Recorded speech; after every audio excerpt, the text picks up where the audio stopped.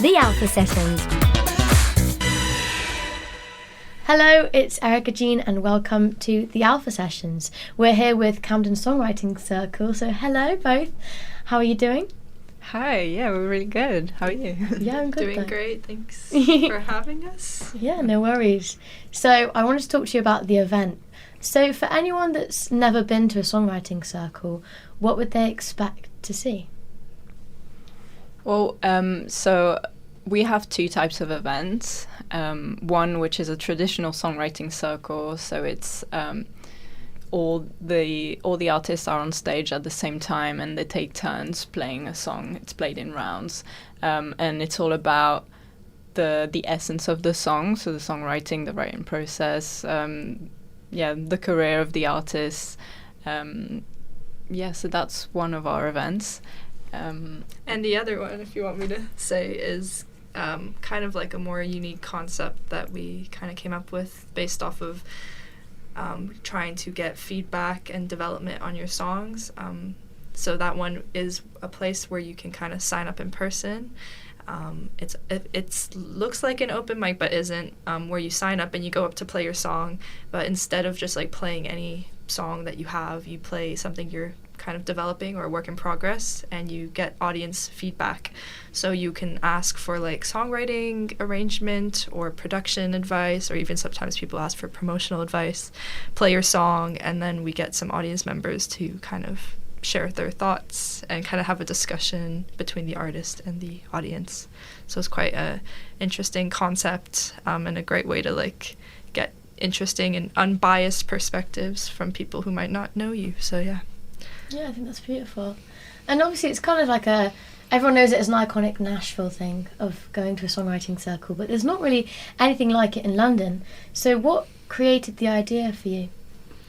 I think, exactly that is that I felt like there wasn't a space for songwriters to be kind of elevated and to showcase that. I've seen like a few people host their own events, like an artist would host their own songwriting circle, but we just don't really see that as like a event type in London. So I felt like there was a gap for it, and so kind of created these events to do that, and also just to like bring songwriters together. So it kind of first started as a place for people to come together, and we wanted to keep that going by like showcasing how these artists, these songwriters, and we thought that the Nashville Style Songwriting Circle would be the best way to do that, since it is, again, about highlighting the songwriters.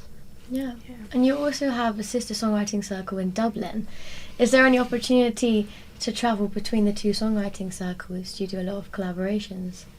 We haven't done one yet. I mean, we talk a lot and we mention each other, and obviously we love to have people come from the Dublin Songwriting Circle. Like, it does happen quite a bit, which is lovely, and we're definitely planning on going to the Dublin one at some point, and collaborating with them would be great. But that's definitely something we want to do in the future.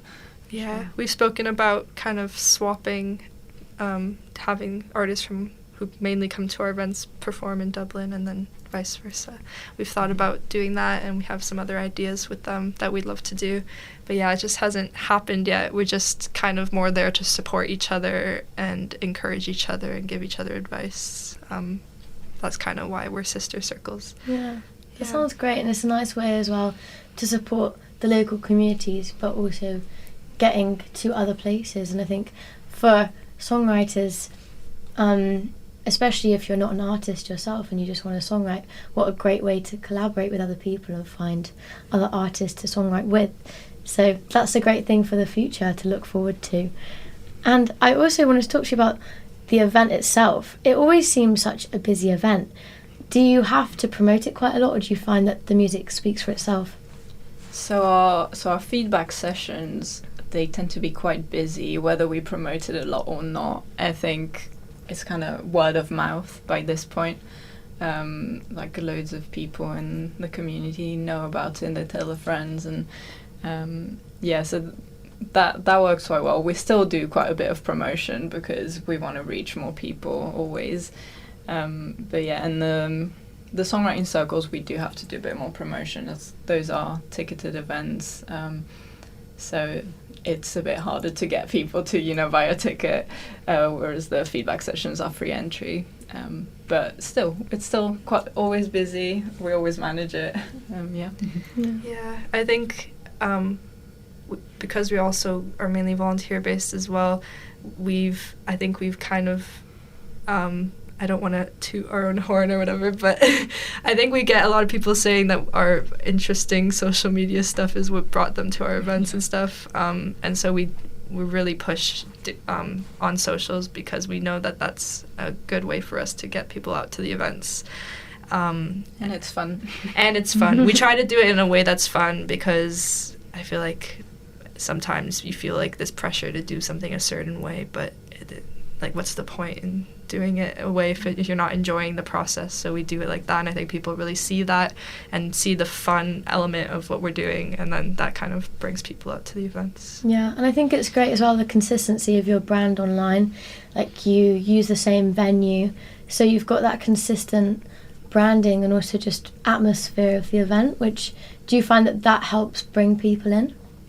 Yeah, I think so. And because we have posters up at the venue as well, and there's quite a few people who just are like, oh, I live in the area, I walked past and this sounded amazing, so I just came.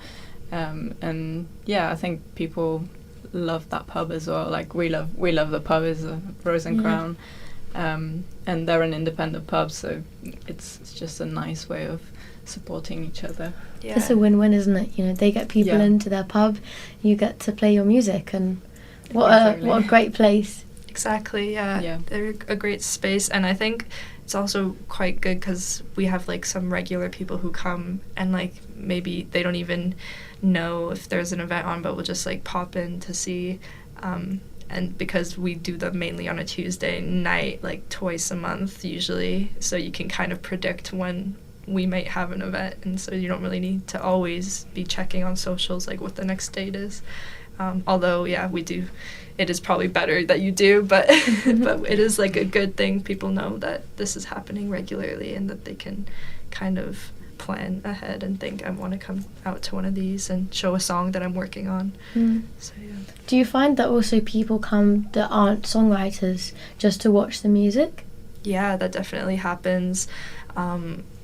The showcase event, we really encourage music lovers and all types of people to come to the event to enjoy it, because that really is for everyone. The other one is more curated towards songwriters, but we do still have quite a few people kind of in the industry who come out. We have producers, although we have people showing demos as well, so we do encourage producers to show their stuff, but we have producers or people in music business, or photographers, videographers, all sorts of creative people come to the events just to meet people, because it is partly networking as well, and then even just you can participate in the feedback part without having to perform, so there is an element of being involved for everyone, not just the person who's sharing their songs. Yeah. And as songwriters yourselves, where do you find your inspiration comes from? Good question. I think I can answer first. I think I've always found my inspiration from both my personal experience and from experience in my daily life. I kind of grew up with jazz, improv, piano. That was kind of what I was used to. So I was used to just thinking of things off the top of my head, and it would usually just be inspired by things I'd heard or just recently remembered or experienced, and that's kind of what I do, is tell stories from my own life, or maybe stories that my friends or strangers I've heard on the street have shared maybe sometimes as well. Not that they will ever know that I wrote a song about their experience, but yeah. And speaking of experiences, talk to me about your song Flintstones Gummies. Yes, let me share a bit about that. So I wrote that during the pandemic, actually, a while back, but it's quite a good song. I think there's a line about immunity, which I think just happened to come in because of the pandemic. But the song is about I saw a post online about someone saying that they used to take this like little multivitamin when they were a kid, and their like older sister said that like, oh, like this will like just make you feel like happier if you just take this, like if you feel sad, just eat this like little multivitamin and you'll be fine. And they used to take it all like as like it was like a, you know, just a pseudo effect, or like you just because you believe it, it actually kind of makes you feel happier. But then their parents kind of like said this isn't a thing and kind of ruined the experience for them, and like how it kind of broke their like childhood imagination and this like, you know, belief of like this wonderful thing that could happen, or just magical experience of becoming happy through just like a simple thing like eating a little gummy multivitamin. So I took like it reminded me of when I was a kid, because I ate like a packet of multivitamins, like the whole thing, because I thought they were just candy like as a kid. So I thought they tasted really good, so I ate a bunch of them. And then I thought of the idea of like, isn't that like kind of funny or interesting if I just like combine the two concepts about like just like wanting to be like wishing life was just simple and that you could like simply be happy, like bringing in that childhood kind of wonder and wishing that it could be that easy, but in reality it's a bit more complex than that to kind of be happy and content. So yeah. Interesting. So let's have a listen. This is Flintstones Gummies.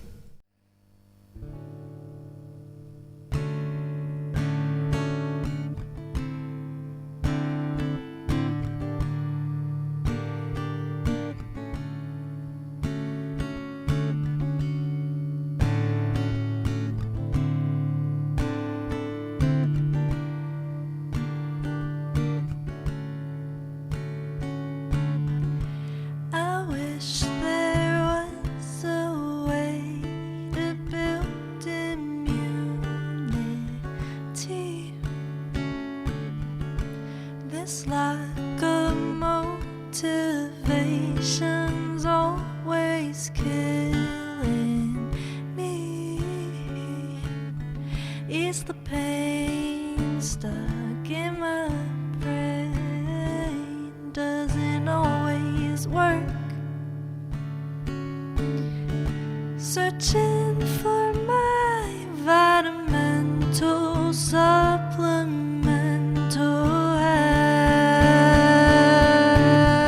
It's hard not giving up when your serotonin levels depleted. Wish it all could be easy. Take a Flintstone gummy and feel okay. To feel okay.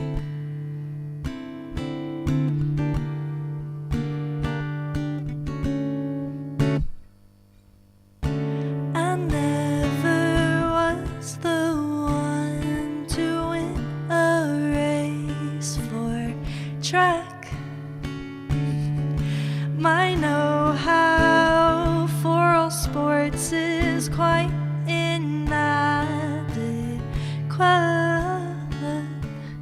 Dopamine to feel something doesn't always work. Searching for my vitamin-mental supplemental health.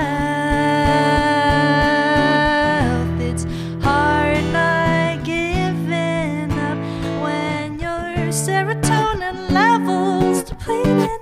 Wish it all could be easy. Take a Flintstone gummy and feel okay. Take a Flintstone gummy. Isn't it funny how easy it was to eat the whole damn thing? Take a Flintstone gummy. Isn't it funny consuming past the recommended serving? Do, do.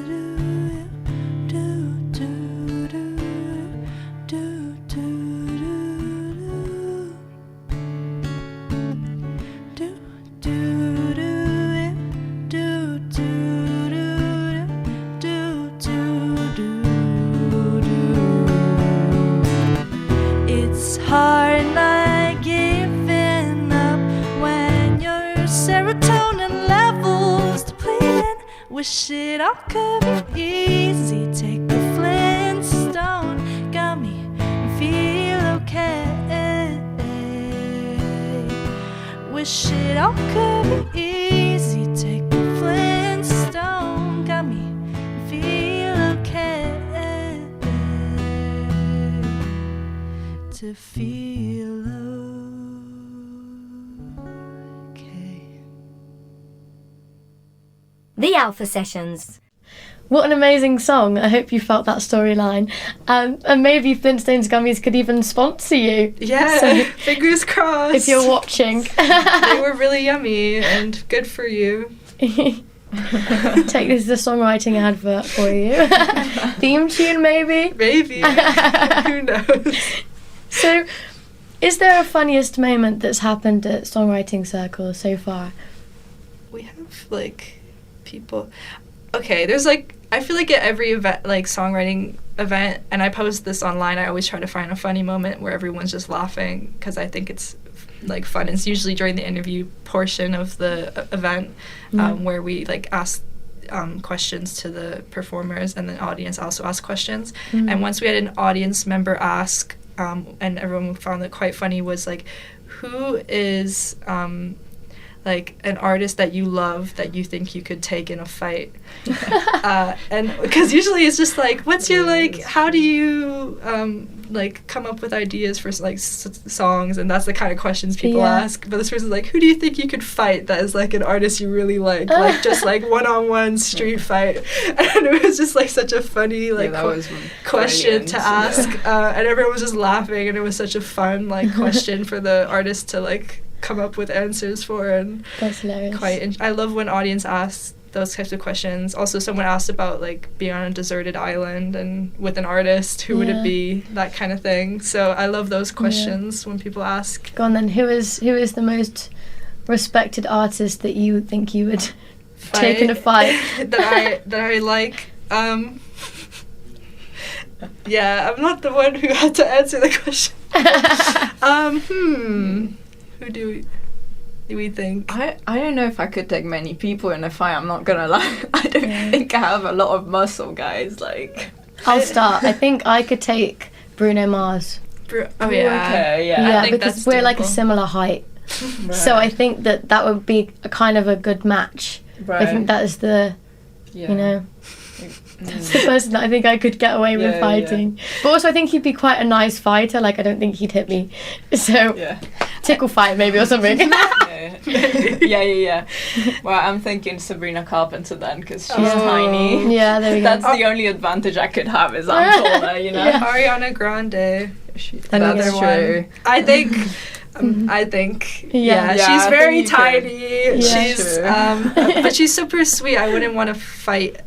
I know, I don't Her want or to fight Sabrina. these people. So No. maybe I need to think of someone who I'd actually be willing to fight. I don't know why Phoebe Bridgers was the first thing that popped Why into would my you head. fight her? I don't know. I feel like she'd be down Yeah. to fight. She probably would. I think she would be. I feel like Rene Rapp would be quite a fun fight.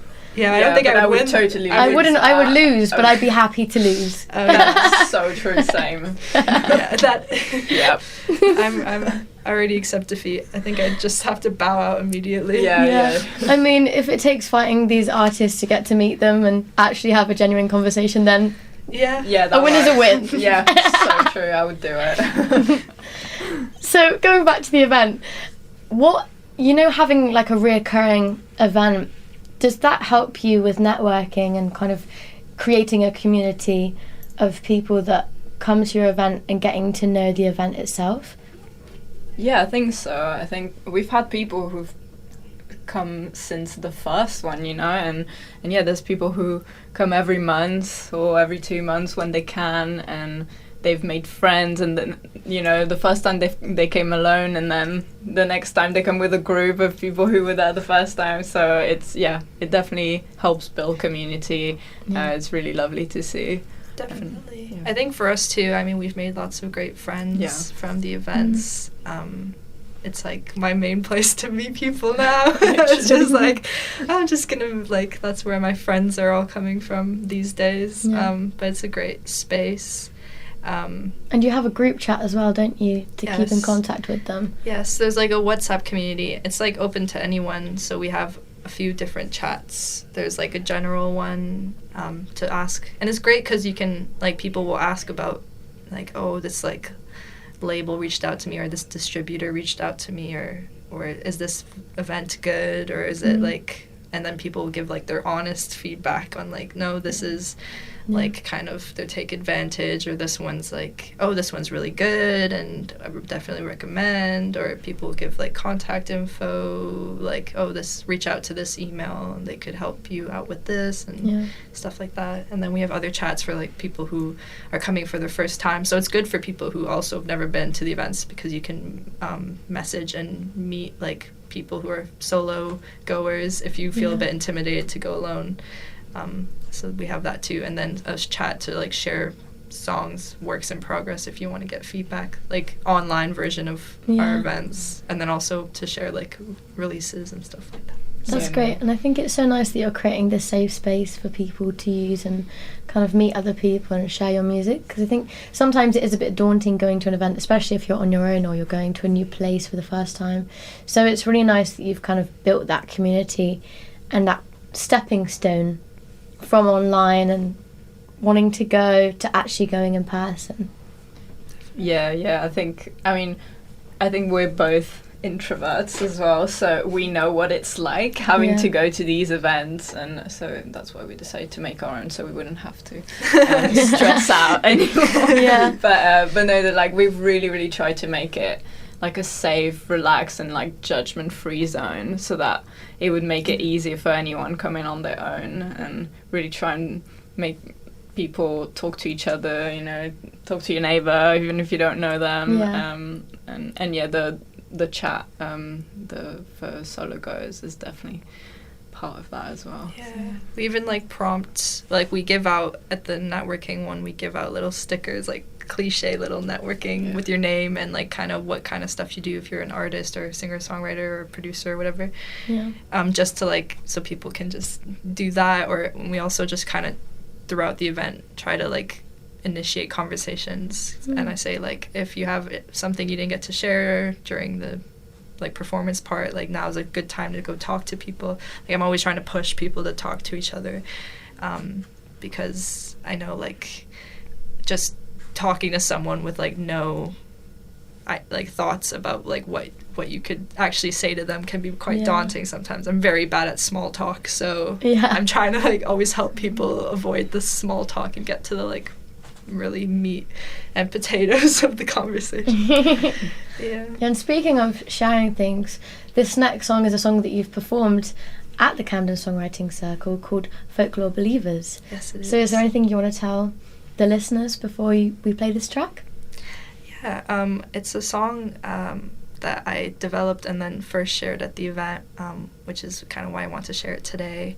It's about my grandma and her, how I feel kind of safe and secure and trusted about the life and the existentialism that is life. When I'm with her, she kind of makes me feel more comforted about the experience that is life, and that's kind of that experience. And when I played the song at the event, I got some good advice. It was very like rough when I started, and now I'm almost ready to release it later this year, so it's been cool to get through that process. So this is Folklore Believers.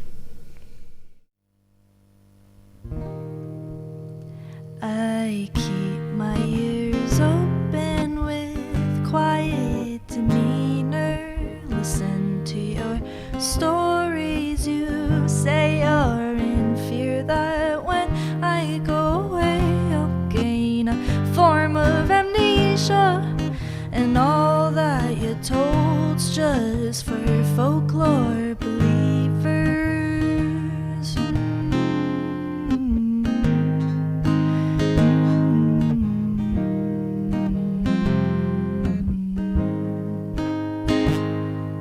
The young label you as a doomsday prepper, but your revelations have taught me better. Well, I protected with the peace within her.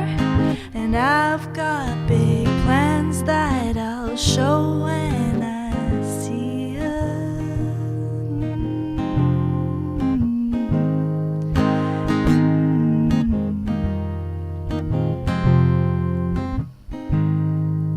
And oh, I hear the voices of the people before me. They tell me so much of their pain. And oh, how lucky I am to be living a life that they brought to me. And oh, how lucky I am to be living a life that they brought to me.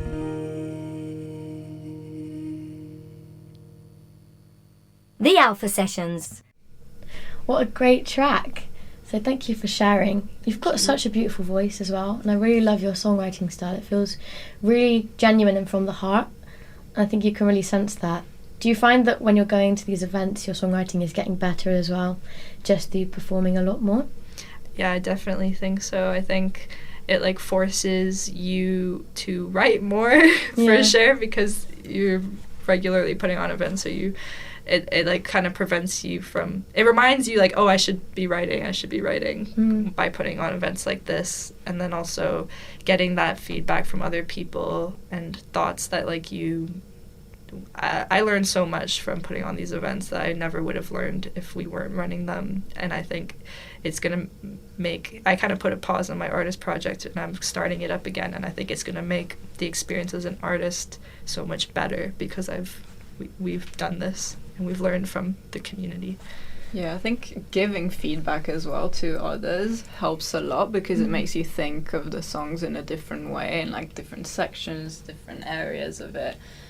Because you have to like actively listen to our events, so we listen to everyone, look out for what feedback they specifically want. So after that, when you're writing, you're like, oh, okay, yeah, I need to think about this a bit more and that kind of thing. Yeah, I think it does as well, because when you're watching someone else, it's easier to spot things in others than spot them in yourselves. Yeah. So even just like, oh, that was a really cool hook, I'd love to do that in my own music, or I love this idea, I like this strumming pattern. You're so critical of yourself that you don't always see the good things in you either. So I think being able to see it in someone else and going, actually no, I like it and I actually do that as well, that must be such a good feeling. Yeah, no, definitely.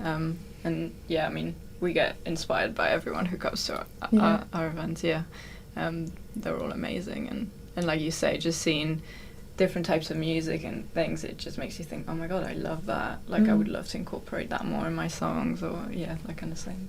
Yeah. And how could someone approach you and become on your lineup? Do you mostly have people apply online, or do you scout them from when you're doing your songwriting networking events? I think for us mainly it is an online submission that we do.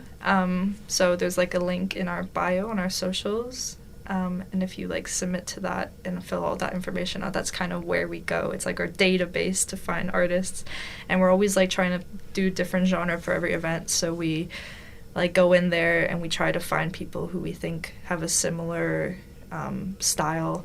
And from that we kind of curate an event. Sometimes like I think coming to the events and we see you a lot, like, and then we see you submitted to play, like, and we've heard you before, helps us a lot to like, oh, we're gonna pick you because we know you like to come to our events, we know you're a great performer because we've seen you play before. I think that often ends up being the case, and we like to like uplift the community that are already there. Obviously we also do artists who've never been to the events before, but it's usually a combination of the two. Yeah. And you've played some amazing venues. You've played Camden Assembly, you've done Camden Chapel. How do you build the confidence? Is that over time, or is there something that you do that you've clicked into the mindset of? I think for performance, or I think everything in general, it's always a bit nerve-wracking, and it'll always be a bit nerve-wracking, but I think the more you do it, the more confident you become. Even with like work stuff, and I've like working for years and years as a sound engineer as well, it's like if I take like a week off, going back like the week after, I get anxious, like way more anxious than I would be if I was working 2 days in a row, or like playing a gig 2 days in a row. It's because you're doing it so often, you're like, this is just how I am, but it feels like you like forgot everything and you don't know, and then once you get out there, you're like, oh yeah, actually I do know what I'm doing. But so I think consistency, going out there, pushing yourself, that's what brings that confidence. Yeah. And the last song that you played, I think, is such a confident track in my opinion. It feels thank you. Really, I guess, just full. It feels like you've really taken your time to create it and write it, and just good songcraft. So it's called Daydreaming, and what's the song about? Again, as I mentioned with Folklore Believer, I've kind of been writing songs about like life and maybe a bit existential. I was a bit existential for a little bit, and kind of I'm working on a project that's about like the passing of time and kind of how we perceive that. And this song Daydreaming is about the idea of I'm sure I'm not the only one here who's done it, but where you like imagine like scenarios, like what if I had done this, what if like I picked that route, like where would I be now, and imagining a life if you had done that thing.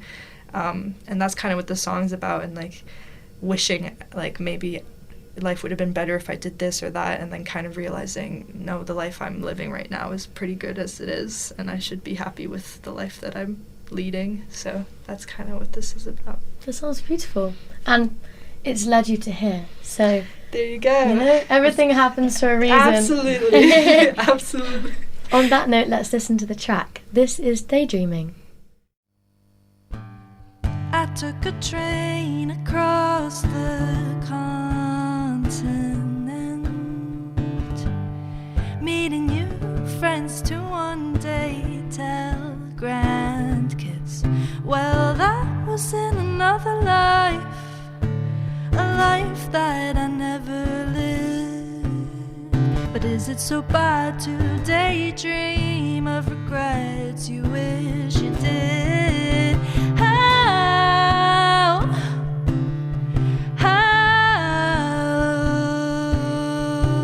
Screaming to the other dimension, hoping you're here.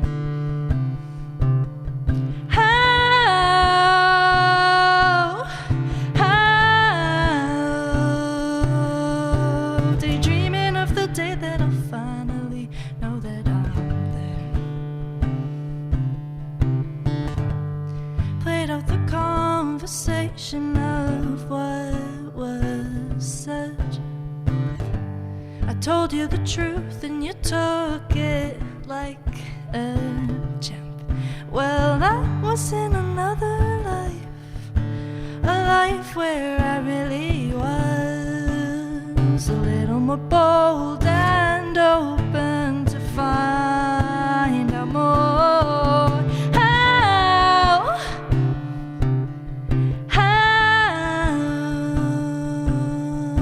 I'm screaming to the other dimension, hoping you're here.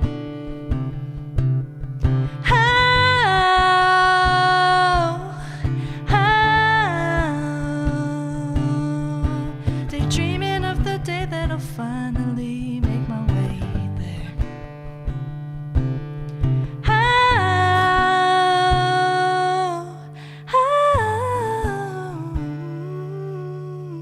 And maybe the other dimension's not too far.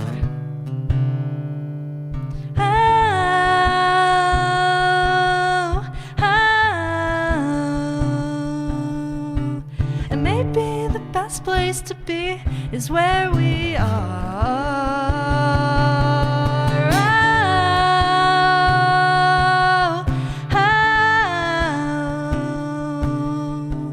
Screaming to the other dimension, hoping you're here.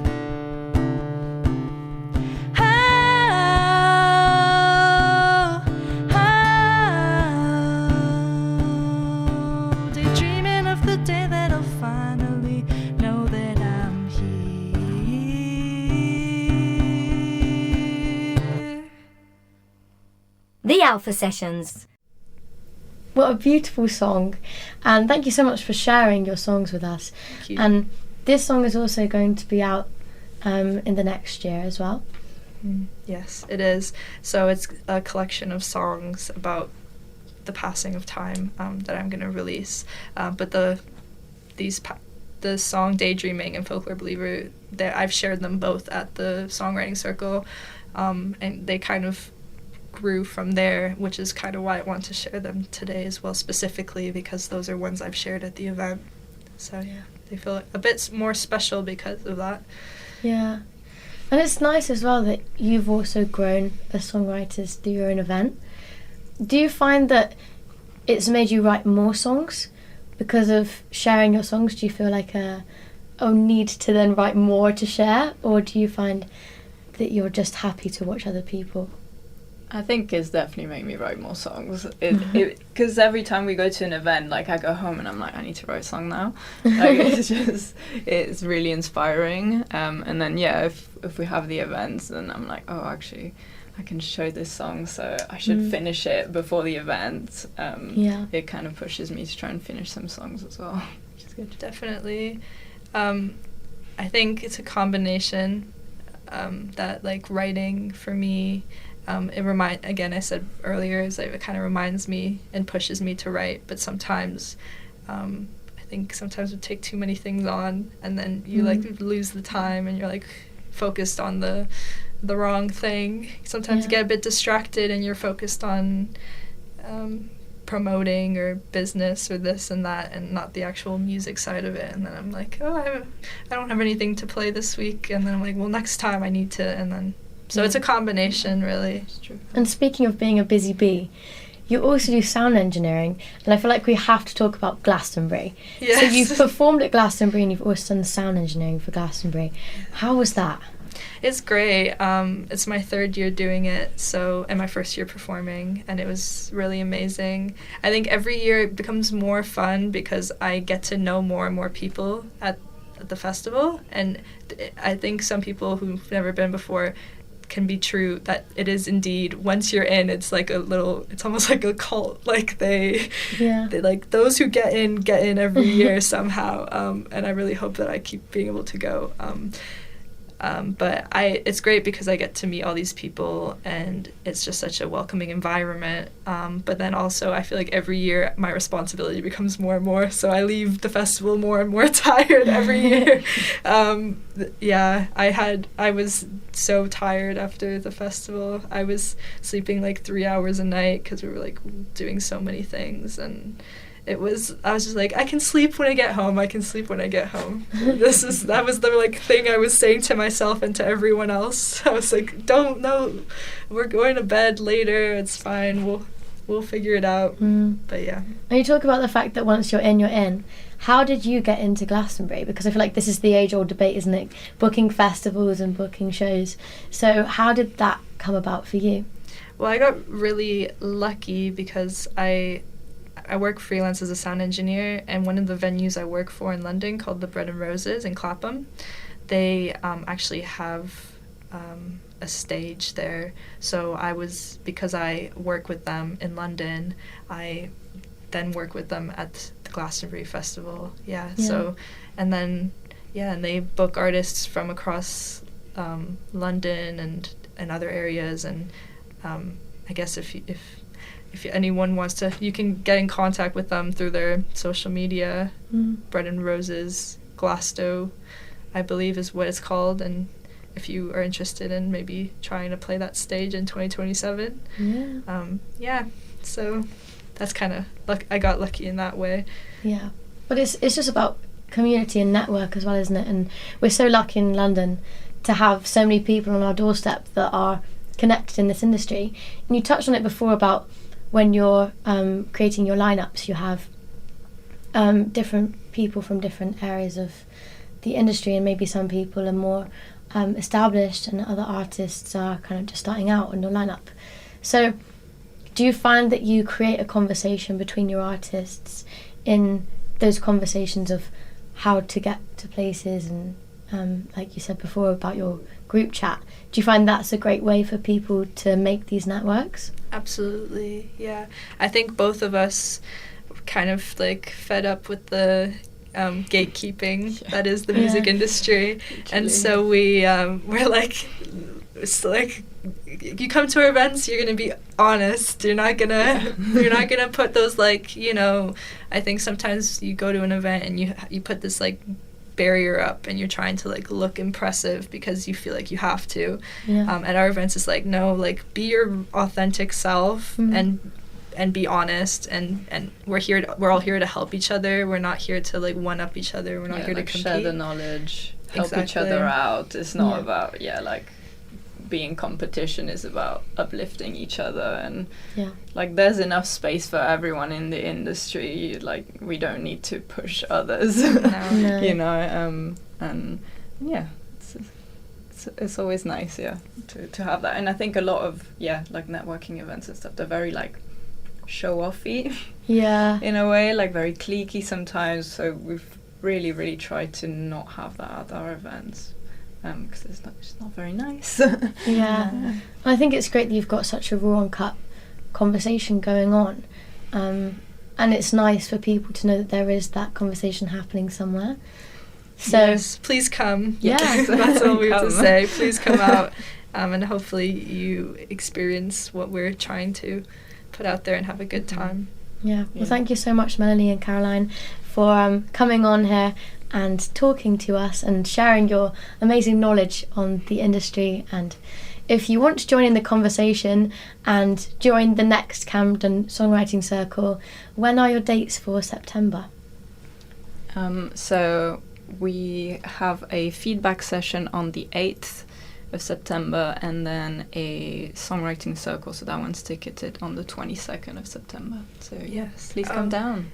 Not to mention, our events, our feedback ones are completely free. Yes. So you can come to those, and then the other ones, if you join our community, we have early bird tickets, which are like £3, and then community tickets, which are £6, because we like to keep our events financially accessible.